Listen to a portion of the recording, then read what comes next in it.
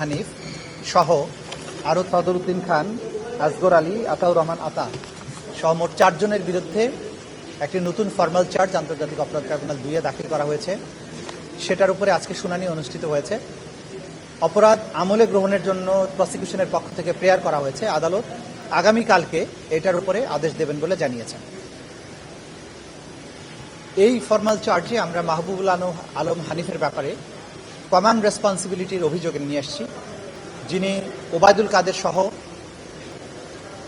এই আন্দোলনকারীদের জবাব দেওয়ার জন্য ছাত্রলীগ যথেষ্ট এই প্রেস কনফারেন্সে তিনি নিজে উপস্থিত ছিলেন এবং সেখানে ষড়যন্ত্র প্লাস 29শে জুলাই কুষ্টিয়াতে আওয়ামী লীগের একটা অনুষ্ঠান করে মিটিং করে সেখানে আন্দোলনকারীদের দমনের ব্যাপারে তিনি যে ষড়যন্ত্র করেছিলেন বা আদেশ দিয়েছিলেন সেটা আরেকটা চার্জ, এবং কুষ্টিয়া শহরে 6 জনকে হত্যার দায়ে তৃতীয় যে চার্জ, এই 3টি চার্জ এনে তার বিরুদ্ধে এই ফর্মাল চার্জটা দাখিল করা হয়েছে।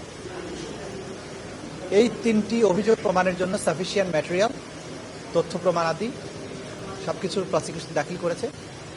ট্রাইব্যুনাল বলেছেন এগুলো পর্যালোচনা শেষ করে আগামীকালকে কগনাইজেন্স নেওয়ার ব্যাপারে তারা আদেশ দেবেন।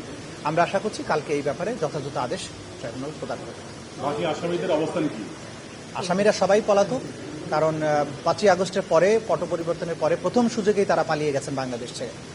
সে কারণে তাদের গ্রেপ্তার করা সম্ভব হয়নি। গ্রেপ্তার করার চেষ্টা অব্যাহত আছে। যখনই তাদের গ্রেপ্তার করা যাবে তখনই তাদেরকে আদালতের উপস্থিত করা হবে, এবং তারা যদি উপস্থিত না থাকেন তাহলে আইন অনুযায়ী